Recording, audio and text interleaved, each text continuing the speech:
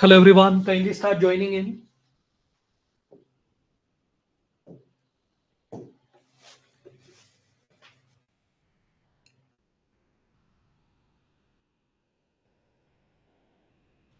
Yes, good evening everyone.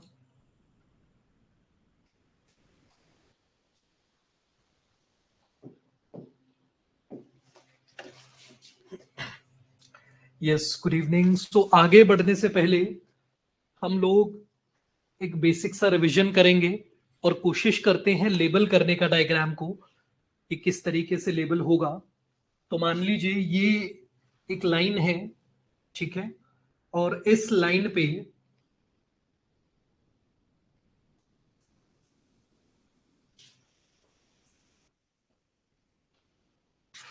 तो इसमें हम लोग कुछ लेबलिंग करेंगे इसके अंदर। सो इसके अंदर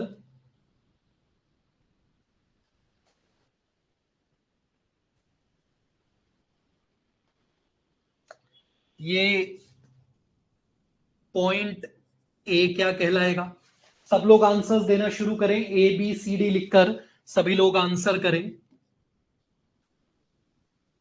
इसको हम क्या कहेंगे?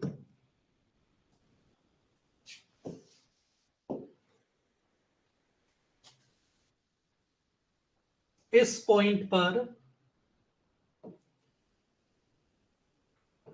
सैचुरेशन ऑफ डैश आयंस, तो यहां पर सी में क्या आएगा? ये पॉइंट आपका डी क्या कहलाएगा? ये पॉइंट ई क्या कहलाएगा? तो सभी लोग आंसर करना शुरू करें।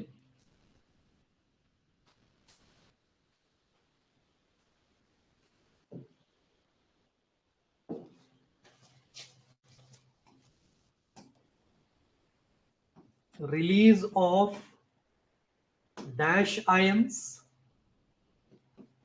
एफ,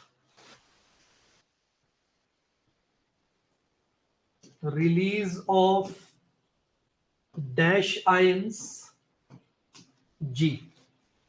तो इन सब की लेबलिंग करिए सभी लोग।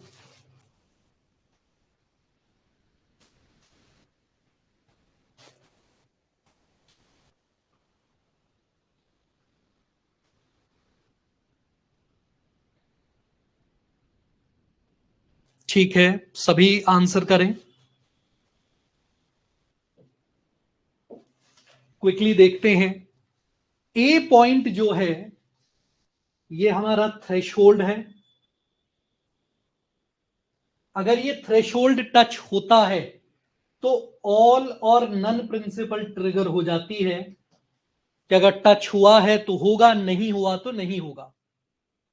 उसके बाद में यहां पर ऑलरेडी पोलराइज्ड होती है सेल। पोलराइज्ड कैसे होती है? -70 मिली वोल्ट का चार्ज होता है उसमें।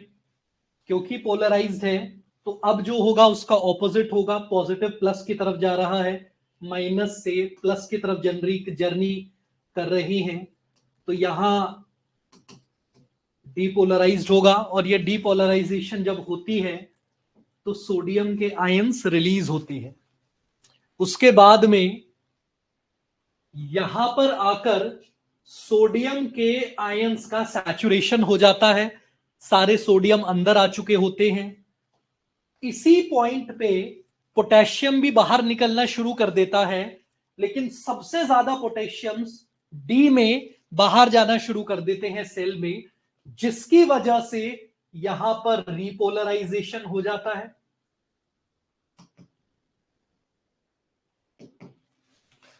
और इतनी पावर से ये चीजें घट रही हैं कि और ज्यादा नेगेटिव हो जाता है, यानी कि हाइपर पोलराइज्ड। जब ये चीजें होती हैं तो यहां पर जो है वो पोटेशियम के आयंस बाहर जाना शुरू कर देते हैं। तो इस तरीके से एक एक्शन पोटेंशियल घटता है। ठीक है, तो आपके ठीक है, सारे हो गए। ओके, बिल्कुल ठीक है। अब आगे बढ़ते हैं कुछ इंपॉर्टेंट पार्ट्स पे। तो हम लोगों ने एक न्यूरॉन की बातचीत करी, एक न्यूरॉन के अंदर किस तरीके से कम्युनिकेशन घटता है, इस चीज की भी बात हमने करी। अब कुछ तरीके के न्यूरॉन्स हम लोग देखते हैं। जो जनरली हमने न्यूरॉन देखी है, जिसकी हमने लेबलिंग करी है, वो सारी की सारी चीजें इस तरह की न्यूरॉन्स आपकी मल्टीपोलर न्यूरॉन्स कहलाती हैं। तो मल्टीपोलर न्यूरॉन्स किस तरीके की होती हैं? इस तरीके की, जिसमें आपका सोमा है, सेल बॉडी है, डेंड्राइट्स हैं, उसके बाद में एक्सन निकल रहा है, और एक्सन के बाद में आपके टर्मिनल बटन्स हैं। कुछ केसेस में ये आपकी सेम डिजाइन कुछ इस तरीके से भी हो सकता है। ये ऐसे न्यूरॉन जा रही है और यहां पर इस तरीके से ये टर्मिनल बटन्स। तो मल्टीपोलर न्यूरॉन जो हमारी होती है, उसमें एक एक्सन होता है, जैसे कि आप देख सकते हैं एक एक्सन होता है, और टर्मिनल बटन्स होते हैं। ठीक है, तो जैसे आप देख सकते हैं यहां पे एक्सन के कई टर्मिनल बटन्स हैं, कई टर्मिनल बटन्स ब्रांच आउट हो रही हैं, सोमा से कई डेंड्राइट्स निकल रही हैं, बंचेस डेंड्राइट्स के। तो इस तरीके के न्यूरॉन को हम लोग मल्टीपोलर न्यूरॉन कहते हैं। ह्यूमंस में, वर्टिब्रेट्स में, सेंट्रल नर्वस सिस्टम में सबसे ज्यादा न्यूरॉन्स जो पाई जाती हैं वो आपकी मल्टीपोलर न्यूरॉन्स होती है। मल्टीपोलर न्यूरॉन्स वैसे तो कई तरीके की न्यूरॉन्स होती हैं, लेकिन जब हम बेस पे बात करते हैं तो हम लोग तीन ही मेजर तरीके की न्यूरॉन्स की बात करते हैं। यूनिपोलर यानी कि सिर्फ वन पोल है, बाइपोलर दो पोल है, मल्टीपोलर दो से ज्यादा पोल्स है। इसके बाद में कुछ कुछ और बंटवारे होते हैं, जैसे मल्टीपोलर न्यूरॉन्स में दो बड़े इंटरेस्टिंग तरीके की न्यूरॉन्स होती हैं, सेल्स होती हैं।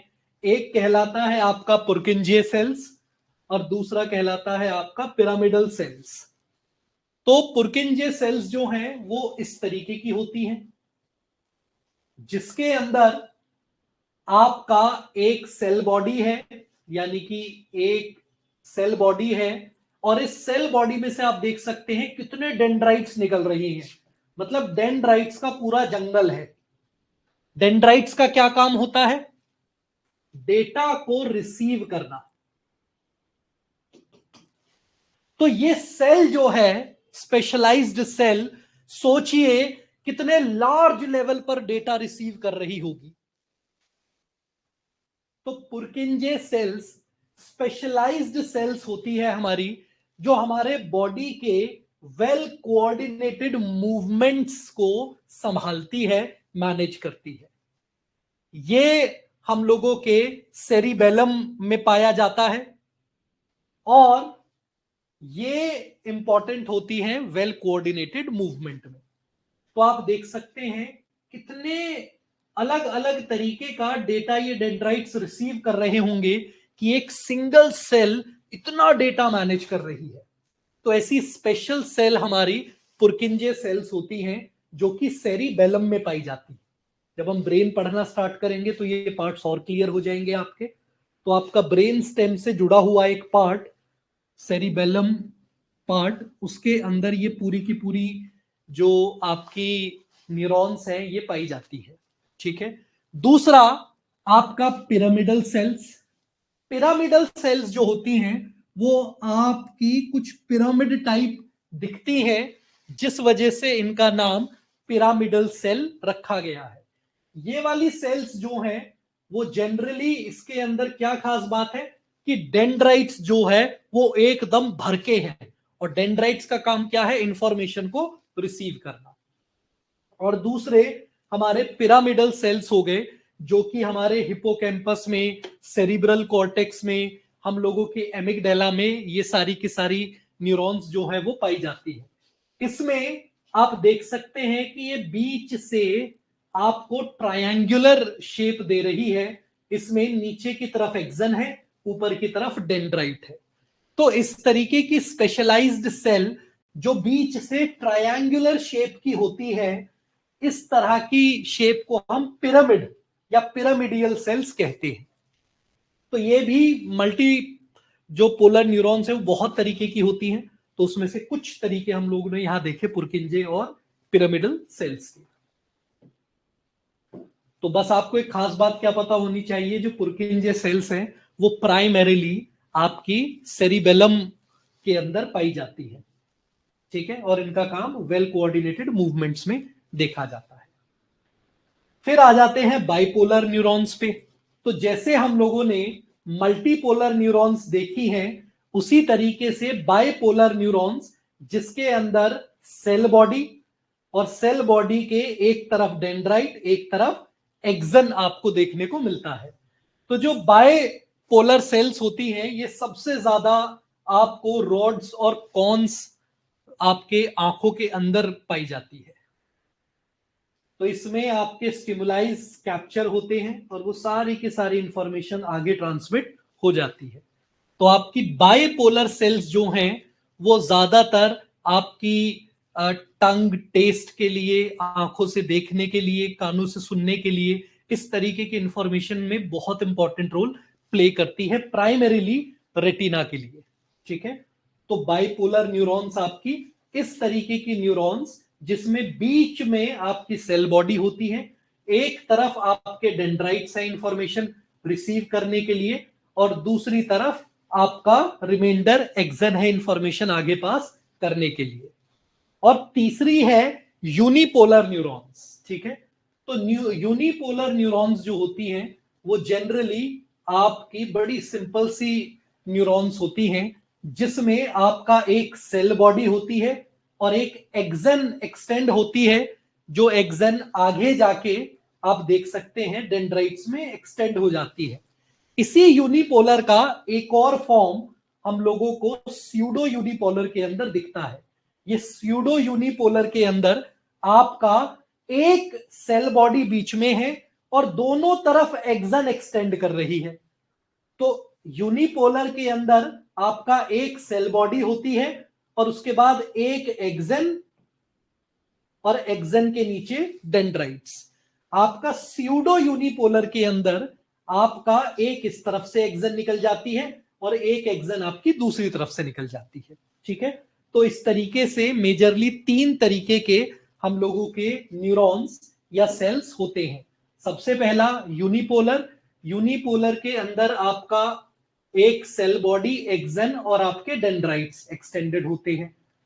कुछ स्पेशल केसेस में स्यूडो यूनिपोलर भी होते हैं, जिसके अंदर आपका दूसरी तरफ भी एक्सन एक्सटेंड हो जाता है। और फिर आपके बाइपोलर, बाइपोलर के अंदर आपकी सेल बॉडी है, यूनिपोलर में तो आपकी ये हो गई, ठीक है। तो यूनिपोलर के अंदर आपकी एक तरफ एक्सन है, एक्सन के बाद में यहां पे आपके टर्मिनल्स हैं और उसके बाद दूसरी तरफ में आपके डेंड्राइट्स हैं। आपने जो हम मेजरली जो हमने लेबल के अंदर देखा है वो सब हम ज्यादातर मल्टीपोलर देखते हैं, जिसके अंदर आपकी ब्रांच्ड आउट डेंड्राइट्स होती हैं, एक तरफ सोमा से निकली हुई और दूसरे एंड पे एक्सन और आपके टर्मिनल बटन्स। तो इस तरीके से तीन होती है आपकी मेजर टाइप्स ऑफ सेल्स। आगे ये बस एक बेसिक चीज, वही अंडरस्टैंडिंग को आपको थोड़ा सा टैब्युलेट करके लिखा गया है। दूसरी चीज, यहां पे जो आपका यूनिपोलर सेल्स होती हैं, ये यूनिपोलर सेल्स आपकी इनवर्टिब्रेट्स के अंदर पाई जाती है। ऐसे जीव जंतु, ऐसे ऑर्गेनिजम्स जिनमें वर्टिब्रेट बैकबोन नहीं होती, उनमें जैसे आपके इंसेक्ट्स हो गए ज्यादातर, तो इस तरीके से आपके वो जिनके अंदर इनवर्टिब्रेट नहीं होती, उनमें यूनिपोलर न्यूरॉन्स पाई जाती है। इनफैक्ट जब एक बच्चा कंसीव होता है और कंसीव होने के बाद सेल बनता है, सेल के बाद ब्लास्टोसिस्ट बनता है, तो उस टाइम पर ब्लास्टोसिस्ट के बाद बच्चा धीरे धीरे ह्यूमन शेप लेता है और धीरे धीरे उसका ब्रेन और स्पाइन डेवलप होना शुरू कर देता है। ऐसे टाइम पर जब उसकी वर्टिब्रे नहीं डेवलप होती, उस टाइम पे भी यूनिपोलर न्यूरॉन्स आपकी देखने को मिलती है। बट जनरली आपकी ये इनवर्टिब्रेट्स के अंदर पाई जाती है, जिनके पास बैकबोन्स नहीं होती, उन जानवरों के पास। ठीक, तो आपका यूनिपोलर जो है वो ज्यादातर आपकी जितनी भी हैं, ये ज्यादातर आपकी सेंसरी न्यूरॉन्स हैं, ये आपकी इंफॉर्मेशन जो है वो लाके आपके ब्रेन को दे देती है। तो इनका जो प्रोसेस है, जो मैकेनिज्म्स हैं, वो थोड़े से डिफर करते हैं एक दूसरे से। तो इंफॉर्मेशन आई आपकी एक्सन से, आपके डेंड्राइट से, एक्सन से इंफॉर्मेशन आती है और ये इंफॉर्मेशन को आपके ब्रेन तक पहुंचा देते हैं। उसके बाद में अब हम लोग बातचीत करेंगे साइनैप्स की। तो आज हम लोग प्राइमरीली देखेंगे कम्युनिकेशन बिटवीन टू न्यूरॉन्स। तो हम लोगों ने बेस में ये चीज तो देख ली थी, हम लोगों ने ये चीज तो देख ली थी कि जब एक न्यूरॉन होती है तो न्यूरॉन के अंदर एक्शन पोटेंशियल घटता है, और उसके बाद में मान लो ये टर्मिनल बटन है, तो इस टर्मिनल बटन के एंड पे कुछ गैप में यहां पर एक दूसरी न्यूरॉन का डेंड्राइट होगा, और यहां से यहां क्योंकि एक गैप है, साइनेप्टिक क्लेफ्ट, एक गैप है, इस गैप के अंदर एक केमिकल ट्रांसमिशन होता है, यानी कि न्यूरोट्रांसमीटर्स रिलीज होते हैं यहां से यहां तक, और उसके बाद में इसको हम प्री साइनेप्टिक सेल कहते हैं और इसको हम पोस्ट साइनेप्टिक सेल कहते हैं, यानी कि साइनेप्स से पहले, साइनेप्स के बाद। साइनेप्स वो कम्युनिकेशन है जो क्लेफ्ट में घटता है, जिसकी वजह से एक न्यूरॉन आपके न्यूरोट्रांसमीटर्स रिलीज करके दूसरे उन न्यूरोट्रांसमीटर्स को पकड़कर बातचीत करता है। तो इस तरीके के प्रोसेस से एक न्यूरॉन दूसरे न्यूरॉन से बात करती है। ये पूरा का पूरा प्रोसेस केमिकल होता है, कुछ केसेस में ये प्रोसेस आपका इलेक्ट्रिकल भी होता है। इलेक्ट्रिकल प्रोसेसेस का मतलब एक्शन पोटेंशियल आया, करंट आया, ये आपका टर्मिनल बटन है, ये आपका डेंड्राइट है, तो इनमें गैप्स और जंक्शंस होते हैं जो एक दूसरे को अलाइन कर लेते हैं और सीधे करंट आता है और आगे पास हो जाता है। ऐसे केसेस जहां पे क्विक एक्शंस चाहिए, जैसे आपके रिफ्लेक्स एक्शंस, ऐसे सिचुएशंस जहां पे आपको सरवाइव करना है, मान लीजिए एकदम से शेर आ गया आपके सामने और आपको भागना है। अब आपकी न्यूरॉन्स अगर केमिकल ट्रांसमिशन करेंगी तो केमिकल ट्रांसमिशन स्लो होता है in comparison to electrical transmission. तो आपकी न्यूरॉन्स इलेक्ट्रिकल ट्रांसमिशन करना शुरू करती है ताकि क्विक एक्शंस रहे और आपकी जान बच सके।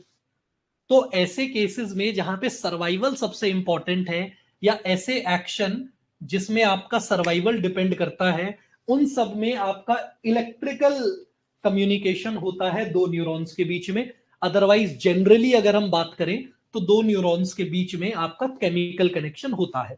जब आप चीजें सीखते हैं, याद करते हैं, समझते हैं, ये सारे के सारे प्रोसेसेस आपके केमिकल लेवल पे घटते हैं।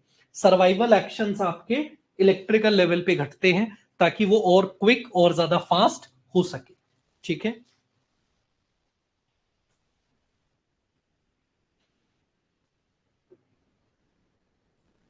आप अंकिता चाहेंगी तो इसके बारे में और डिटेल्स मैं आपको प्रोवाइड कर दूंगा। आगे बढ़ते हैं। अब हमने ये साइनैप्स तो देख लिया कि साइनैप्स जो है वो बेसिकली आपका दो स्पेसेस के बीच में एक न्यूरॉन का एंड, टर्मिनल, और दूसरे न्यूरॉन की शुरुआत यानी कि डेंड्राइट, इन दोनों के बीच में बनता है। लेकिन ये एक स्पेस है जहां पे साइनैप्स बनता है। हम लोगों ने कुछ डायग्राम्स के अंदर देखा था, जब हम फोटोज क्लासेस में देख रहे थे तो हम लोगों ने क्या देखा था जनरली, कि जब हम न्यूरोट्रांसमीटर्स के अलग अलग फोटोज देख रहे थे तो हमने क्या देखा, कुछ कुछ जो प्लेसेस थे वहां पे साइनैप्स यहां लग रहा था, कुछ कुछ केसेस में जो डेंड्राइट्स होते हैं उन डेंड्राइट्स के यहां पे साइनैप्स घटता है, यानी कि यहां पे कम्युनिकेशन घट रहा है। कुछ केसेस में जो ये सेल बॉडी है जिसको हम सोमा कहते हैं, इस सोमा पे साइनैप्स घट रहा है, यानी कि दूसरे सेल का जो टर्मिनल बटन है, ये आपका टर्मिनल बटन है दूसरे सेल का, ये एक्चुअली सोमा, ये बॉडी तो सोमा की है, सेल बॉडी है ये, और इन सेल बॉडी में आगे डेंड्राइट्स एक्सटेंड होते हैं। तो हमने कुछ केसेस में क्या देखा कि जो टर्मिनल बटन है वो सीधे साइनैप्स जो है वो सोमा बॉडी के साथ कर रहा है। कुछ केसेस में जब आपकी एक्सन आगे एक्सटेंड हो रही होती है तो कुछ केसेस में किसी दूसरे न्यूरॉन का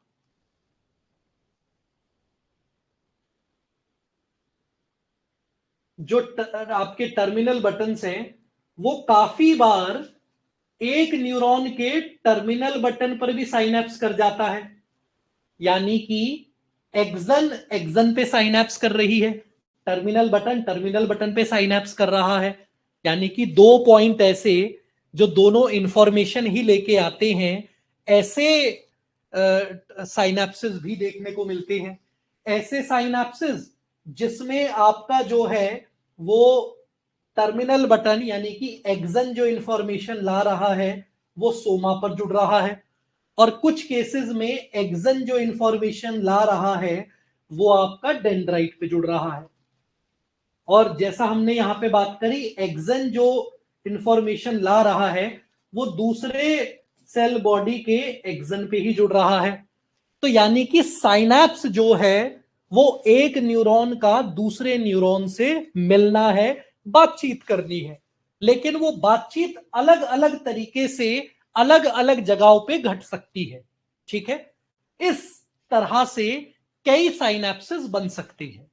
तो जनरली तीन तरीके के साइनैप्सेस हमारे बनते हैं। पहला साइनैप्स जो हमारा बनता है वो बनता है एक्सोडेंड्रोटिक साइनैप्स।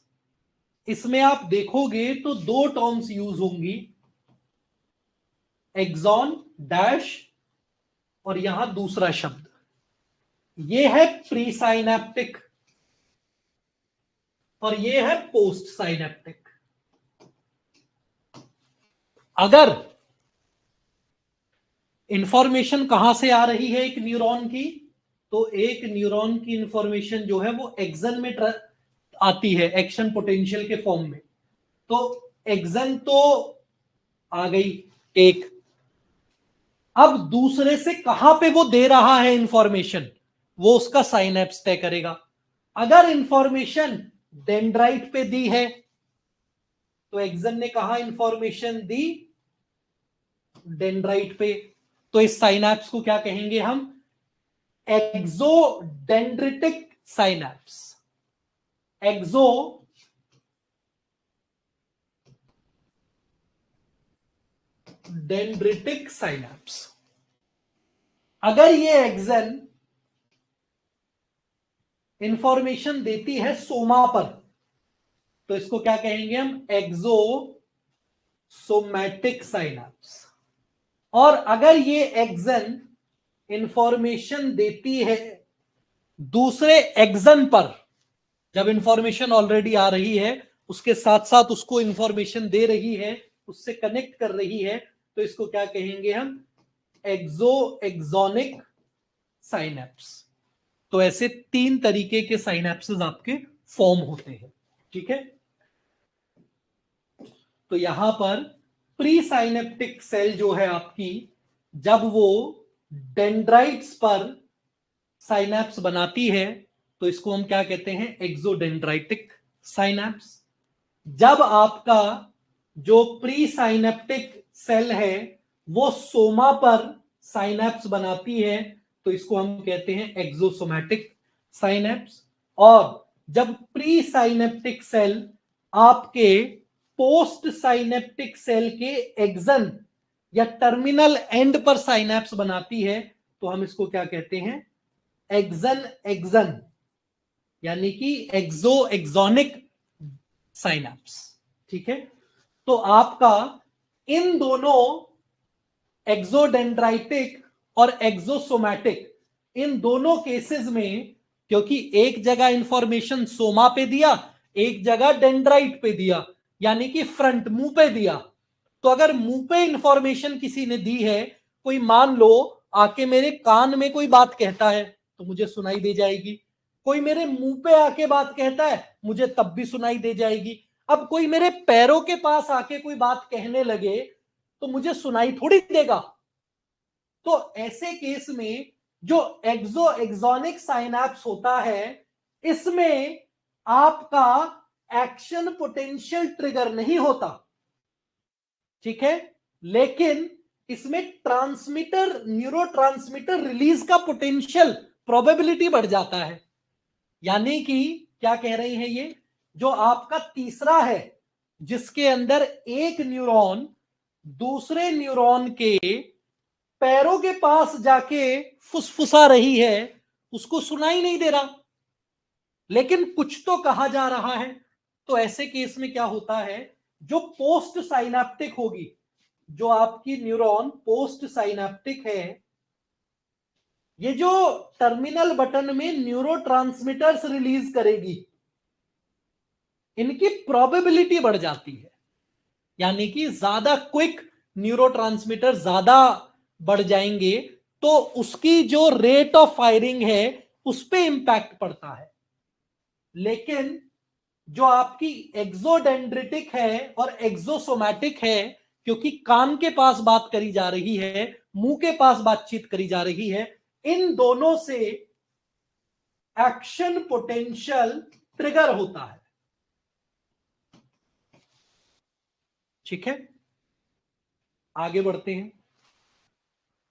फिर हमने बातचीत करी थी साइनेप्टिक क्लेफ्ट की।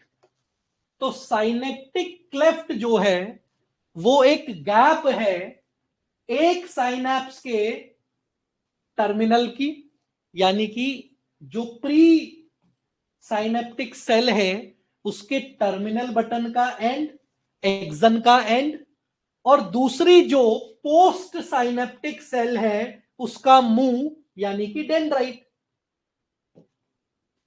एक्सॉन का एंड और सोमा का डेंड्राइट के बीच का जो गैप होता है इसको हम कहते हैं साइनेप्टिक क्लेफ्ट। साइनेप्टिक क्लेफ्ट मतलब गैप। इस गैप में एक इलेक्ट्रिक पोटेंशियल आता है, एक्शन पोटेंशियल आता है, और जो ये आपके वेसाइकल्स हैं जिसके अंदर न्यूरोट्रांसमीटर्स भरे हुए हैं, ये आके मेम्ब्रेन के आपका जो प्री साइनेप्टिक नर्व न्यूरॉन है उसके मेम्ब्रेन से आके मिलता है, फट जाता है, और जितने भी न्यूरोट्रांसमीटर्स हैं वो यहां पर रिलीज हो जाते हैं। ये न्यूरोट्रांसमीटर्स जब आपके पोस्ट साइनेप्टिक नर्व के पोस्ट वाला जो एंड में है उसके जब रिसेप्टर्स पे जुड़ जाता है तो वो रिसेप्टर्स उन न्यूरोट्रांसमीटर्स को अंदर आने देते हैं। अंदर आने की वजह से क्या घटता है, अंदर आने की वजह से, अंदर आने की वजह से अगर ये एक्साइटेटरी है, अगर ये एक्साइटेटरी है, एक्साइटेटरी मतलब एक्शन पोटेंशियल घटेगा, अगर एक्साइटेटरी मतलब एक्शन पोटेंशियल होगा, एक्शन पोटेंशियल होगा तो क्या होगा, डीपोलराइज्ड होगी सेल,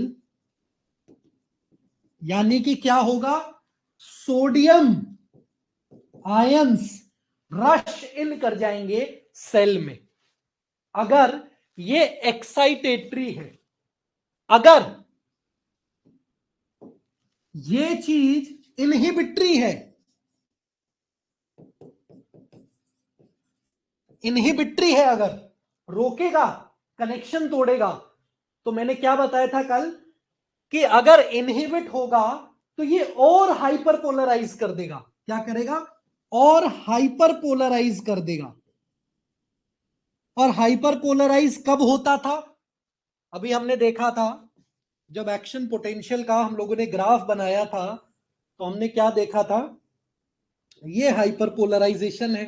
ये कब घटी, कब हुआ ये चीज, ये तब हुआ जब यहां से पोटेशियम आयंस के गेट्स ओपन हो गए और जो पोटेशियम आपका सेल के अंदर था वो बाहर आने लगा। तो यानी कि इनहिबिट अगर करेगा, हाइपर पोलराइज अगर करना चाहता है, तो ये क्या करेगा, ये आपके पोटेशियम आयंस के गेट्स ओपन कर देगा या रिलीज कर देगा, जिससे आपका बाहर का जो एक्स्ट्रा सेल्यूलर मेम्ब्रेन का या एक्स्ट्रा सेल्यूलर फ्लूइड का जो आपका एरिया है वो उसको और ज्यादा पॉजिटिव कर देगा। तो क्या होगा, आपका जो गैप है सेल और नेगेटिव हो जाएगी और बाहर और पॉजिटिव हो गया। तो क्या हो रहा है, हाइपर पोलराइज हो जाएगी सेल। हाइपर पोलराइज मतलब कि जहां पे -70 मिली वोल्ट था रेस्ट पर, तो पोटेशियम बाहर आने लगा, पोटेशियम यानी कि पॉजिटिव बाहर आने लगा, तो सेल और नेगेटिव हो जाएगी, -80, -90, -100, ताकि सेल आगे मैसेज ना भेजे। तो यानी कि जब ये चीज घटती है, न्यूरोट्रांसमीटर्स जब कनेक्ट करते हैं रिसेप्टर्स पर, तो अंदर दो तरीके के मैसेज देते हैं। एक मैसेज हो गया आपका एक्साइटेटरी,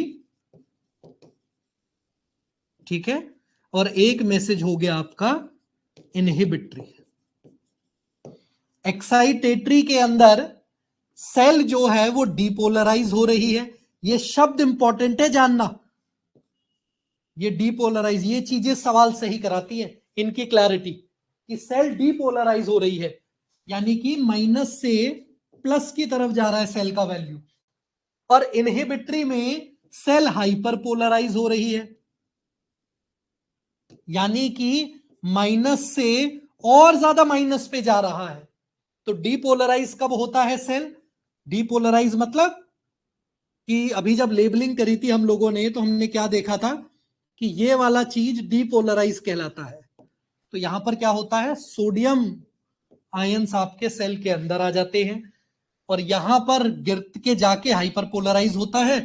तो यहां पे आपका पोटेशियम के आयंस खुल गए हैं। तो यहां पर क्या होगा, हाइपर पोलराइज में आपके पोटेशियम के आयंस सेल के बाहर आना शुरू कर देंगे।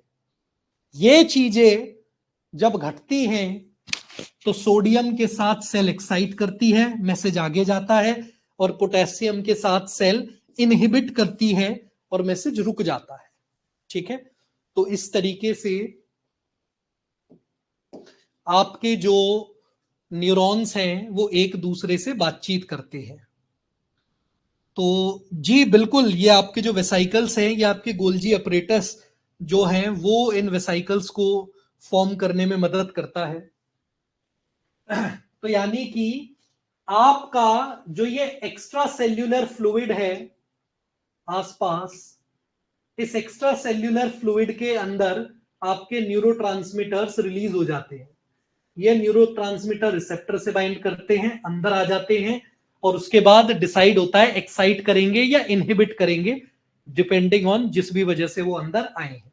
ठीक है, तो जो पोस्ट साइनेप्टिक मेम्ब्रेन होती है, टर्मिनल बटन्स के अंदर जो पोस्ट साइनेप्टिक मेम्ब्रेन है वो काफी थिक होती है बाकी मेम्ब्रेन्स के मुकाबले। ठीक है, तो न्यूरोट्रांसमीटर्स रिलीज हो जाते हैं, न्यूरोट्रांसमीटर्स अंदर आ जाते हैं, आपके पोस्ट साइनेप्टिक रिसेप्टर से बाइंड करते हैं और फिर सेल के अंदर आ जाते हैं। अगली चीज post synaptic potentials. Post synaptic potentials यानी कि किस तरीके से, क्योंकि न्यूरोट्रांसमीटर रिलीज हुए हैं, चार्ज आया, न्यूरोट्रांसमीटर रिलीज हुए, न्यूरोट्रांसमीटर दूसरे वाले रिसेप्टर एंड पे जुड़ गए, सेल के अंदर आ गए और सेल में फिर करंट दौड़ गया, मैसेज आगे पास हो गया। तो यानी कि पोस्ट साइनेप्टिक पोटेंशियल जो है, जब सेल के अंदर आ गए आपके न्यूरोट्रांसमीटर्स, तो या तो वो डिपोलराइज करेगा एक्साइटेटरी, या फिर हाइपर पोलराइज करेगा इनहिबिटरी। ठीक है, ये चीज मैंने आपको बता दी। दूसरी चीज, जब ये चीज हो गई, एक्शन पोटेंशियल आया, न्यूरोट्रांसमीटर रिलीज हुए, पकड़े गए, एक्साइट या इनहिबिट जो होना था हो गया, अब ये चीज एकदम से घटी। अब क्या होगा, यानी कि जो सेल्स हैं उनको एक्शन पोटेंशियल के दौरान में भी रेडी रहना है और एक्शन पोटेंशियल हो जाने के बाद भी रेडी रहना है। तो ये क्या करते हैं, जब एक्शन पोटेंशियल घट जाता है, यहां से देखते हैं, जब यहां पर एक्शन पोटेंशियल घट जाता है, आया, ये हुआ, करंट चला गया।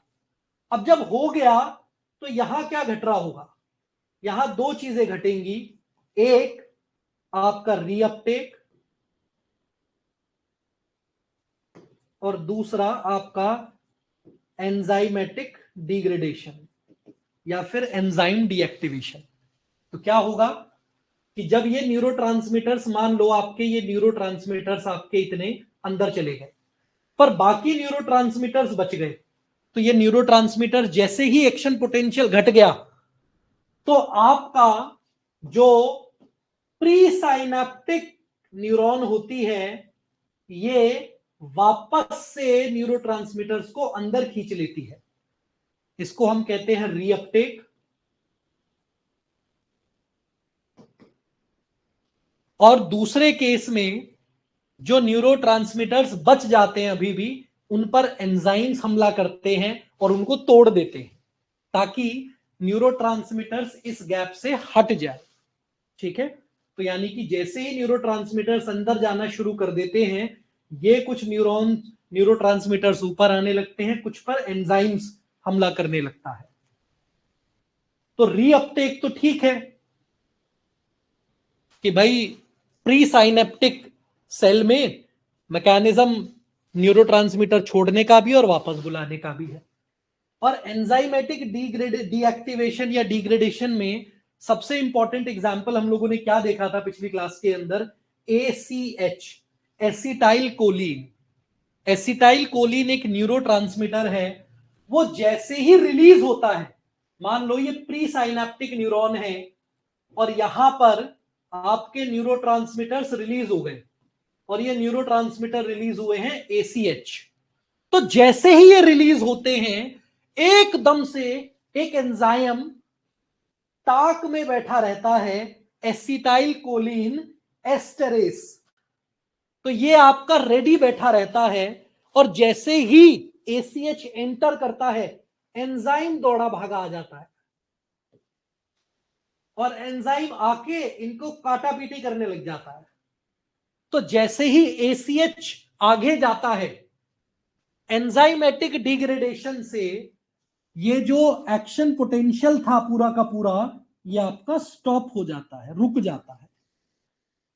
तो यानी कि ये जो कम्युनिकेशन है फ्रॉम वन एक्शन पोटेंशियल और उसके बाद में यहां पे साइनैप्स और यहां पे एक्शन पोटेंशियल आगे चला गया, ये जो प्रोसेस है ये ब्रीफ है, घटा और न्यूरॉन फिर रेडी हो गई नए एक्शन पोटेंशियल के लिए।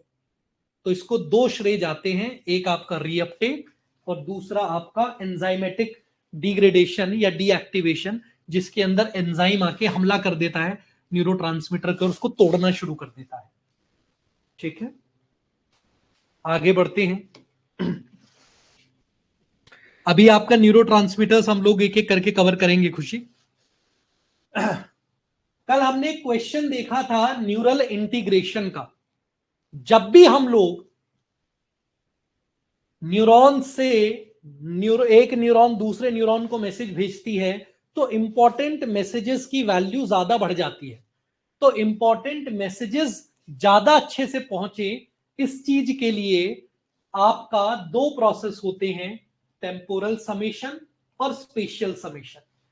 टेम्पोरल समेशन के अंदर आपका एक ही न्यूरॉन बार बार मैसेज भेजती है ताकि जो मैसेज है उसकी इंपॉर्टेंस बढ़ सके, और स्पेशियल समेशन के अंदर आपके अलग अलग न्यूरॉन्स एक साथ मैसेज भेजती हैं ताकि ज्यादा पावरफुल एक्शन पोटेंशियल घट सके। तो ऐसे प्रोसेस को हम समेशन कहते हैं। और ये समेशन क्यों होता है, ये इसलिए होता है ताकि न्यूरल इंटीग्रेशन हो सके। यानी कि ये वो प्रोसेस है जिससे इनहिबिटरी और एक्साइटेटरी पोस्ट साइनेप्टिक पोटेंशियल्स मिलकर जुड़कर रेट ऑफ फायरिंग को कंट्रोल करते हैं। यानी कि रेट कितना फास्ट होगा, कितना इफेक्टिव होगा, उस चीज को ये कंट्रोल करते हैं। ठीक है, तो ये पूरा का पूरा प्रोसेस किस चीज का है? समेशन का। ठीक है, दोनों समेशन में क्या होता है? डीपोलराइजेशन होता है of higher magnitude. Depolarization higher magnitude का मतलब कि और पावरफुल चार्ज आता है। तो आपका -70 MV पर आपका रेस्ट कर रही थी न्यूरॉन, थ्रेशोल्ड -55 चाहिए था, और मान लो एक नॉर्मल जो आपका चार्ज आया उससे आपका सेल इतना ही गया, लेकिन समेशन से और पावरफुल करंट का झटका लगता है और ज्यादा चांस होते हैं कि सेल ट्रिगर होगी, ज्यादा पावरफुली ट्रिगर होगी। ये चीज को हम न्यूरल इंटीग्रेशन या समेशन कहते हैं। ठीक है, यस आर्या, आपके दोनों केसेस में चाहे एक्साइटेटरी हो चाहे आपका इनहिबिटरी हो, रीअपटेक और आपका एंजाइमेटिक डिग्रेडेशन घटेगा। क्योंकि ये इसलिए नहीं घट रही है कि आपका एक्साइटेटरी एक्साइट, भाई मैसेज तो जा रहा है ना। मैसेज क्या था? एक मैसेज कह रहा है चलो, एक मैसेज कह रहा है रुको। एक व्यक्ति ने चलना शुरू कर दिया, एक व्यक्ति रुक गया, तो यानी कि मैसेज तो पहुंच गया दोनों में ही। एक को हमने कह दिया एक्साइटेटरी, ऐसा मैसेज जो चलने को कहता है, और दूसरे को हमने कह दिया इनहिबिटरी, ऐसा मैसेज जो रुकने को कहता है। जब मैसेज पास हो जाता है तो एक ही दम आपका रीअपटेक शुरू हो जाता है और साथ ही साथ में एंजाइमेटिक डिग्रेडेशन। ठीक है, अब एक नया term, auto receptors. Auto receptors क्या करते हैं? ये आपके न्यूरॉन के अलग अलग एरियाज में पाए जाते हैं, जिनका मेजरली काम होता है कि जो वो न्यूरॉन न्यूरोट्रांसमीटर्स रिलीज करती है, उन न्यूरोट्रांसमीटर्स को रिस्पॉन्ड करना, उनके एक्शन में कोई काम करना। फॉर एग्जाम्पल, मान लो एक ऑटो रिसेप्टर जो है उस पर एक न्यूरोट्रांसमीटर मॉलिक्यूल आके जुड़ जाता है। तो जब ये जुड़ जाएगा तो दो चीजें घटेंगी। क्या दो चीजें घटेंगी? कि अगर if too much of neurotransmitters, यानी कि किस चीज को कंट्रोल कर रहा है, रेगुलेट कर रहा है? न्यूरोट्रांसमीटर्स को। ऑटो रिसेप्टर्स वो रिसेप्टर्स हैं जो आपके न्यूरॉन्स में पाए जाते हैं, जो कि बहुत अच्छे से रेगुलेट करता है न्यूरोट्रांसमीटर्स को। और कौन से न्यूरोट्रांसमीटर्स को? अपनी खुद की न्यूरॉन के न्यूरोट्रांसमीटर्स को। तो यानी कि आपकी पूरी की पूरी एक्सन है, ठीक है, यहां पे मान लो आपके न्यूरोट्रांसमीटर्स हैं, तो आपका ऑटो रिसेप्टर्स जो होंगे, जब इन पर न्यूरोट्रांसमीटर्स आके जुड़ती है, कनेक्ट करती हैं, तो ये देखते हैं कि एक न्यूरॉन के अंदर न्यूरोट्रांसमीटर्स का रिलीज कैसा चल रहा है। अगर रिलीज स्लो है तो ये उसको फास्ट करने को कहता है, अगर फास्ट है तो ये उसको स्लो डाउन करने का कहता है। ये एक तरीके से मैनेजर है न्यूरोट्रांसमीटर्स का, जो बेहतर तरीके से आपके कम्युनिकेशन को प्रोसेस कराता है। तो ऑटो रिसेप्टर्स आपके पूरे न्यूरॉन के मेम्ब्रेन में कहीं भी पाए जा सकते हैं, और ये रेगुलेट करते हैं, कंट्रोल करते हैं न्यूरोट्रांसमीटर्स के रिलीज को। तो इनकी खास बात क्या है? ये उसे न्यूरॉन पर असर डाल सकते हैं जिस न्यूरॉन के अंदर ये है, या जिस न्यूरॉन की मेम्ब्रेन पे ये है। तो इनकी सबसे खास बात क्या है? कि they respond to the neurotransmitters release by that particular neuron. तो उस न्यूरॉन के जो न्यूरोट्रांसमीटर्स रिलीज होते हैं, ये उन न्यूरोट्रांसमीटर्स को रेगुलेट करता है, कंट्रोल करता है कि अगर कम हो रही है तो तेज हो रहा है तो धीमे हो जाए, कोई जल्दी नहीं है। तो ये बहुत इजीली ऑटो रिसेप्टर्स आपके न्यूरोट्रांसमीटर्स के प्रोसेस को रेगुलेट करते हैं। ठीक है, सो आर्या कह रही हैं कि does neural integration occur specifically for reflexes as it increases the rate of firing of. So basically नहीं, आपका न्यूरल इंटीग्रेशन जरूरी नहीं है कि ये रिफ्लेक्सेस के लिए ही है। न्यूरल इंटीग्रेशन मींस कि कोई चीज इंपॉर्टेंट लग रही है ब्रेन को और उस चीज को वो जल्दी इफेक्टिवली पहुंचाना चाहता है गारंटीड तरीके से। जैसे मान लो आपका कुरियर डिलीवरी है, आपको बहुत क्विकली डिलीवरी चाहिए और आपको इंश्योर करना है। जैसे मैं काफी बार डीटीडीसी को कॉल करता हूं कि भाई हमारे स्टूडेंट को जो है वो किताब कल ही चाहिए, तो क्या आपकी एक्सप्रेस डिलीवरी गारंटी करती है कि ये पहुंच जाएगा टाइम से? So they say it is quicker than the आपका usual courier, but we can not guarantee कि ये कल पक्के से पहुंच जाएगा। But yes, it is quicker, it is faster, it is more efficient than the usual courier. तो उसी तरीके से न्यूरल इंटीग्रेशन जो है वो आपका इफेक्टिवनेस भी बढ़ाता है और दूसरा आपकी रेट ऑफ फायरिंग को भी कंट्रोल कर रहा है। ज्यादा जल्दी, ज्यादा अच्छे से आपके जो मैसेजेस हैं वो ट्रांसफर हो रहे हैं, तो आपके मैसेजेस को ट्रांसफर होने के लिए -55 मिलीवोल्ट पार करना पड़ेगा। तो जब एक जगहों से पावरफुल मैसेजेस आ रहे होते हैं तो यह भी इंश्योर हो जाता है कि जो करंट है वो -55 से ज्यादा पावरफुल होगा। ठीक है, तो ऑटो रिसेप्टर्स क्या है? ये आपके न्यूरॉन के मेम्ब्रेन्स पर पाए जाते हैं और इनका काम ये होता है कि ये बहुत अच्छे से इंश्योर करते हैं कि जो भी मैसेज आया है उस मैसेज के रिस्पॉन्स में, मान लो एक मैसेज आया है इंपॉर्टेंट।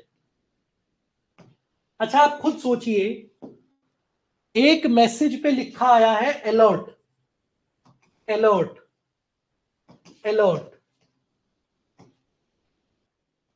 और एक नॉर्मल मैसेज है। तो आपको क्या लगता है ज्यादा इंपॉर्टेंट मैसेज कौन सा होगा? ऐसा मैसेज जिसपे 3 बार अलर्ट आया है।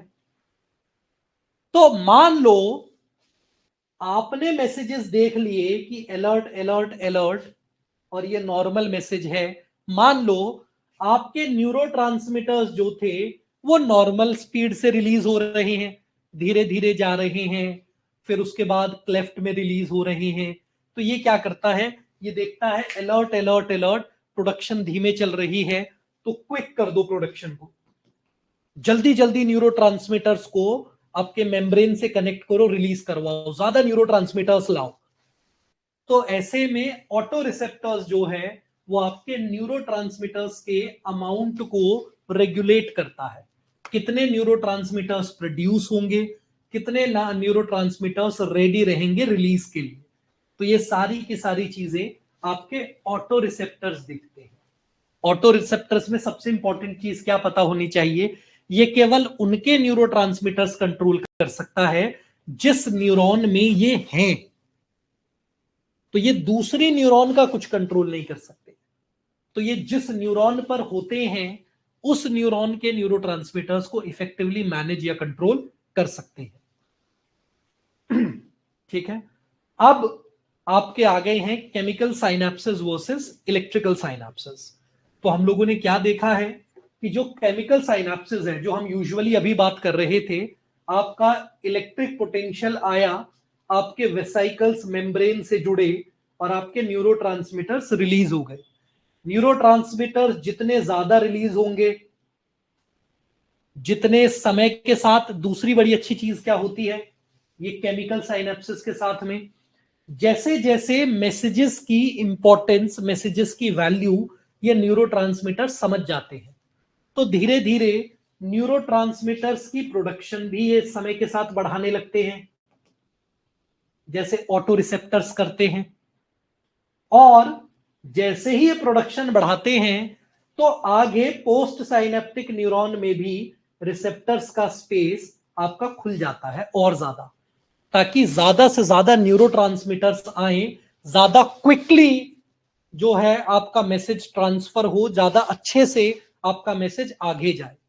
तो आपके केमिकल साइनेप्सिस की सबसे खास बात क्या होती है, बेशक ये स्लो है, they are not actually slow, they are slower than electrical synapses।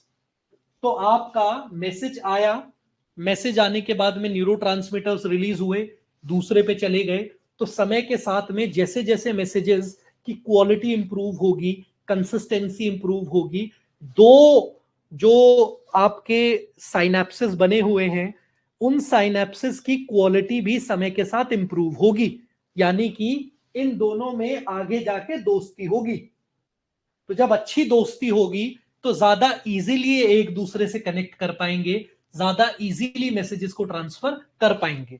तो विद पैसेज ऑफ टाइम ये रिलेशनशिप केमिकल्स की ज्यादा स्ट्रॉन्ग और ज्यादा एफिशिएंट होती है।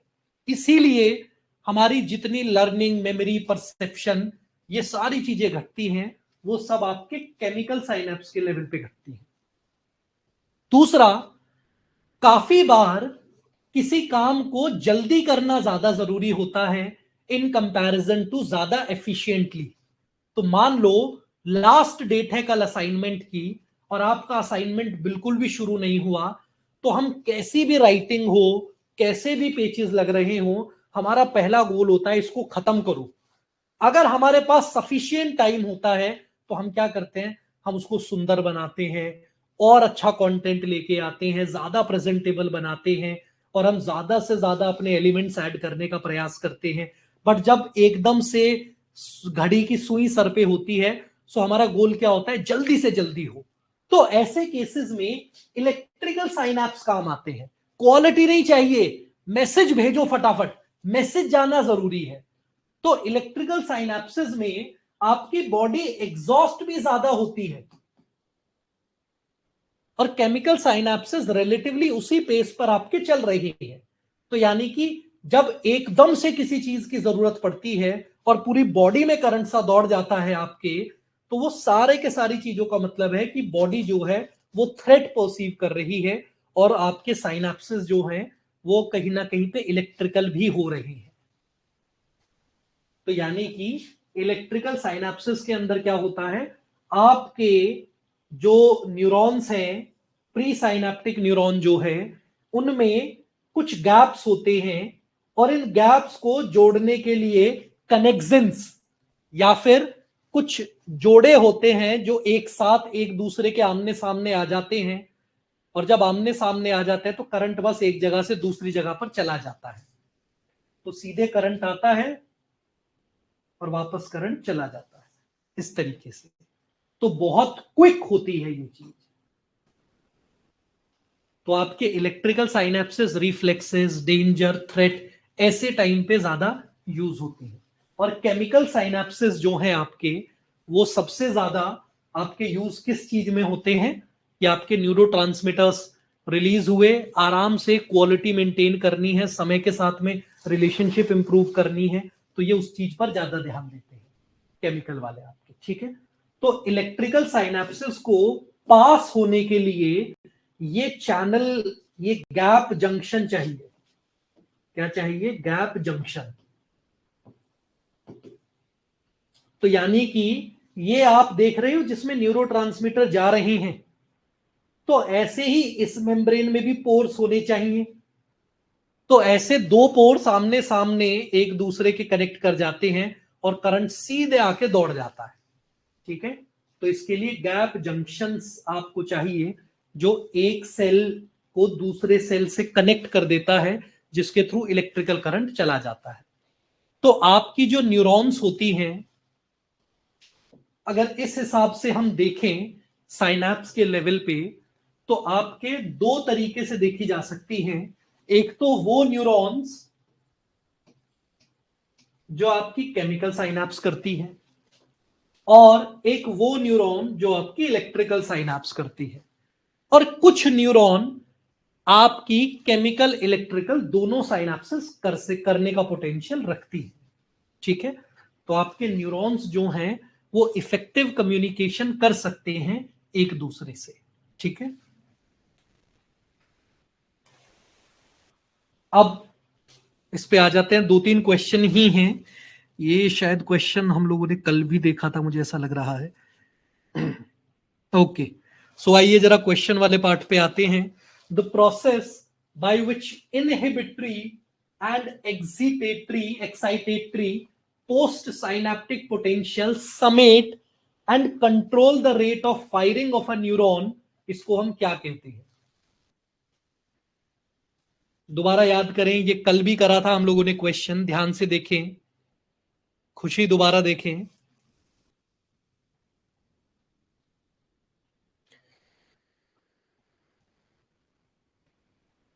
इस बात से कंफ्यूज मत हो कि क्योंकि ऑटो रिसेप्टर हमने आज देखा है तो इसका मतलब ये नहीं है कि ऑटो रिसेप्टर आंसर होगा। क्वेश्चन को पढ़ें और फिर उससे जवाब दें। एक्साइटेटरी और इनहिबिटरी पोस्ट साइनेप्टिक पोटेंशियल समेट, समेट मतलब ऐड, यानी कि इंटीग्रेट, न्यूरल इंटीग्रेशन।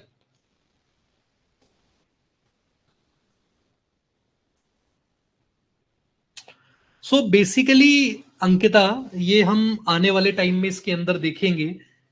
इनफैक्ट हम कुछ टाइम में भी जब नर्वस सिस्टम शुरू करेंगे तो तब हम इसको बेहतर तरीके से लेंगे, ये फाइट फ्लाइट और फ्रीज मोड क्या होता है। आगे बढ़ते हैं। A receptor molecule located on a neuron that responds to the neurotransmitter released by that neuron, बताइए क्या आंसर होगा? A receptor molecule located on a neuron that responds to the neurotransmitters released by that neuron.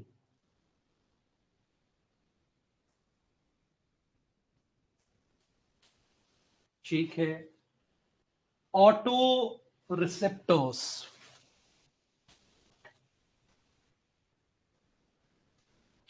If two presynaptic neurons coincidentally stimulate a postsynaptic neuron, their combined effects on that neuron are described by a process called,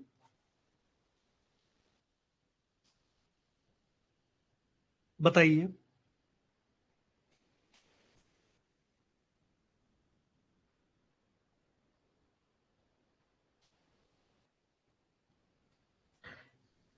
By a process called, बिल्कुल ठीक सभी का। Combined efforts क्या होंगे अगर coincidentally एक साथ stimulate करें? एक साथ मतलब स्पेशियल, एक के बाद एक ही न्यूरॉन अगर करती है तो टेम्पोरल। ठीक है, ओके, सो ये वाला पार्ट आपका कंप्लीट होता है। इसमें बहुत हल्का सा पार्ट आपका रह गया है। ओके, ठीक है तान्या, बताइए कौन से वाला क्वेश्चन, मुझे बताइए। ये वाला कह रही है आप? एक बार मुझे कंफर्म करें तान्या, इसकी बात कर रही हैं आप स्पेशल समीशन की या इससे पहले वाले ऑटो रिसेप्टर की?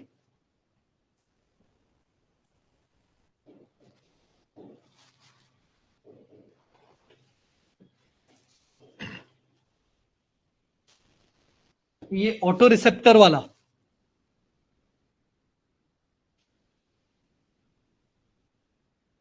एक बार कंफर्म करें फिर मैं आगे बढ़ूंगा। बाकी ऑफिशियली आप लोगों की क्लास ये वाली ओवर हो गई है। ठीक है, तो एक रिसेप्टर मॉलिक्यूल जो कि न्यूरॉन पर पाया जाता है, जो रिस्पॉन्ड करता है न्यूरोट्रांसमीटर्स को रिलीज्ड बाय दैट न्यूरॉन। तो आपके ऑटो रिसेप्टर्स जो होते हैं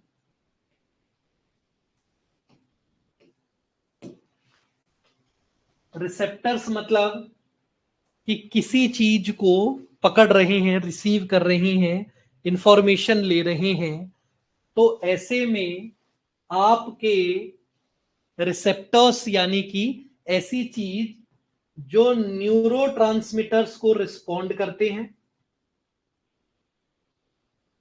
और उनको कंट्रोल करते हैं, उनको मैनेज करते हैं। तो अगर न्यूरोट्रांसमीटर्स कम हैं तो उनको बढ़ा देते हैं, ज्यादा हैं तो उनको कम कर देते हैं। डिपेंडिंग ऑन द रिक्वायरमेंट वो उसको घटा बढ़ा कर लेते हैं। ठीक है,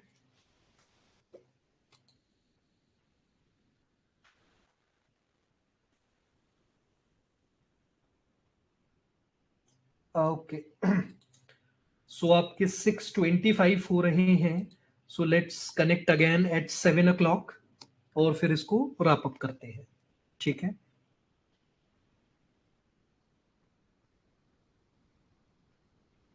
बिल्कुल। तो ऐसे केस में खुशी, आपका क्यूमुलेटिव रिस्पॉन्स क्या रहेगा? तो जैसे पॉजिटिव चार्ज कितना है, नेगेटिव चार्ज कितना है, फाइनल कितना बच रहा है, वो डिसाइड करेगा कि आपका रिस्पॉन्स बढ़ेगा या घटेगा। समेट का मतलब सिर्फ इतना है कि टोटल हो जाएगा। तो अगर किसी पे 10 रुपए है, किसी पे 5 रुपए है, तो 5 रुपए बचे। तो 10 रुपए थे, किसी ने 5 और दे दिए, 15 हो गए, 10 खर्च हो गए, तो 5 ही बचे। तो 5 में आप कितना रिस्पॉन्ड कर सकते हैं, कितना आगे आपकी वैल्यू जाएगी, वो चीज आपकी फिर डिसाइड करेगी। ठीक है, ओके। अथीराम लोग जल्दी से जल्दी टारगेट कर रहे हैं। Okay, thank you so much everyone. Let's meet at 7 o'clock। Thank you.